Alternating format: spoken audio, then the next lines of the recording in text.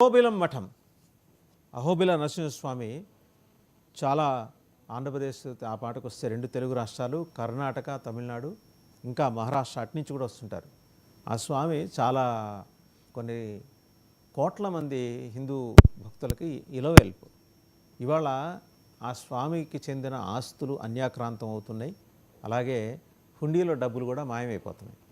అరాచకం పెచ్చుమీరిపోయింది. స్వతంత్ర పీఠం మీద పెత్తనం చేయాలని చూస్తున్న ప్రభుత్వం చేతులు మారిన తర్వాత, అంటే ప్రభుత్వం పూర్తిగా పెత్తనంలోకి తీసుకున్న తర్వాత అరాచకాలు మరింత పెరిగిపోయినాయి.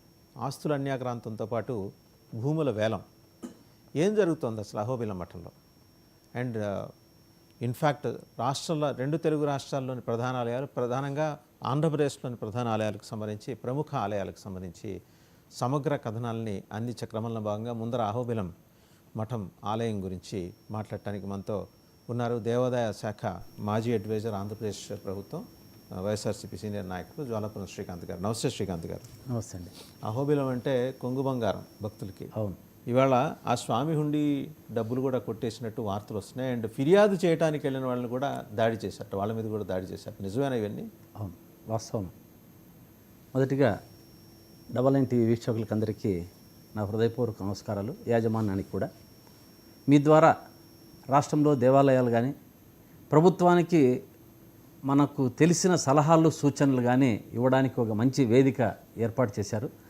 ఆలయ సంరక్షణలో ఆలయాల భూములు కానీ అన్యాక్రాంతం కాకుండా ఈ యొక్క ప్రోగ్రామును కండక్ట్ చేసిన దానికి మొదటిగా మీ యాజమాన్యానికి మీకు ప్రత్యేక అభినందనలు తెలుపుతున్నాను. వసుదేవన్ గారు, నేను ఈ యొక్క మీరు అడిగిన దీనికి అహోబిలం మఠం గురించి కొంచెం మాట్లాడుకునే ప్రక్రియలో నరసింహస్వామి ఆలయం గురించి చెప్పారు. నేను ప్రభుత్వానికి విన్నవించుకుంటున్నా, ఈరోజు ఈ వేదిక ద్వారా అహోబిలం క్షేత్రంలో శ్రీ లక్ష్మీ నరసింహస్వామి క్షేత్రం చాలా ప్రసిద్ధి చెందినది.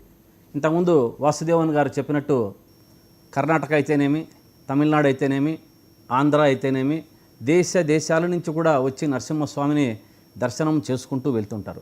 ఇక్కడ ప్రధానంగా ఈ ఆలయ క్షేత్రంలో విశిష్టత ఏమిటంటే నవనారసింహులు ఉన్నారు ఇక్కడ. అంటే 9 నారసింహులు కొండపైకి ఎక్కి దాదాపు 6-7 కిలోమీటర్లు పోయి స్వామివారి దర్శనాలు కింద స్వామితో పాటు అందరినీ చేసుకుంటూ ఉంటారు. మీరు ప్రత్యేకంగా ఇంతకుముందు ఏదో కథనంలో పేపర్లో చూసినట్టున్నారు మీరు, ఆలయ హుండీ చోరీ అని. ఈ ఆలయ హుండీ చోరీలో నిజంగా జరిగినది వాస్తవం. దాదాపు ఒక వారం రోజుల కిందనో ఎప్పుడో ఒక దుండగులు ఆలయంలో ప్రవేశించి దాదాపు నాకు తెలిసి దాంట్లో ఆలయ అందరినీ విచారించిన మేరకు ఒక 20-30 లక్షల రూపాయలు చోరీ అయినట్లు గుర్తించారు. కానీ ఇంతవరకు కూడా ఈ రాజకీయ జోక్యంతో కేసు లేదు, సీసీటీవీలు పక్కన పెట్టారు.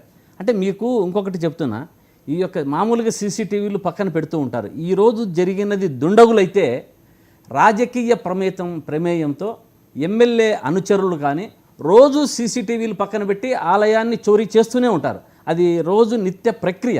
వైల్డ్ ఎలిగేషన్ చేస్తున్నారు. Do you have supporting evidence with you అండి? తప్పకుండా, ఎందుకంటే సీసీటీవీలు అనేది ఇంతవరకు అమర్చారు. ఇప్పుడు దాన్ని పక్కన పెట్టడం జరిగింది. ఎందుకు పక్కన పెట్టడం జరిగింది? దాదాపు సీసీటీవీలు ఒక 6 నెలల నుంచో సంవత్సరం నుంచో ఈ ఆలయము ఎలా ఉండిందంటే ఈ దేవాదాయ శాఖ పరిధిలో తీసుకొని ఉండింది. కానీ ఈ ఆలయం స్వతంత్ర పీఠం కదా, స్వతంత్ర పీఠం. అది మధ్యలో కొంచెం దేవాదాయ శాఖ చేతిలో ఉండింది. ఇప్పుడు కోర్టుకు పోయి కానీ ఏదైనా జరిగింది కానీ గత ప్రభుత్వంలో ఆలయాన్ని వారికి పీఠాధిపతులు, ఇప్పుడు జరుగుతున్నది 46వ పీఠాధిపతి శ్రీ అహోబిల నరసింహస్వామి క్షేత్రానికి ఉన్నారు. వారి చేతికి మననే రీసెంట్గా ఒక 2 years బ్యాక్ గత ప్రభుత్వంలోనే వైఎస్ఆర్సీపీ ప్రభుత్వంలో మీరు మీ ఆలయాన్ని పరిరక్షించుకోండి, మీ ఆలయ నిర్వహణ మీరు చేసుకోండి అని చెప్పి వారికి ఇవ్వడం జరిగింది. తద్వారా ఆలయ పరిరక్షణ పీఠాధిపతులు 46వ పీఠాధిపతులు వారి యొక్క ఆధ్వర్యంలో ఈ యొక్క ప్రక్రియ అంతా జరుగుతూ ఉన్నది. కానీ నిత్యము రాజకీయ జోక్యం.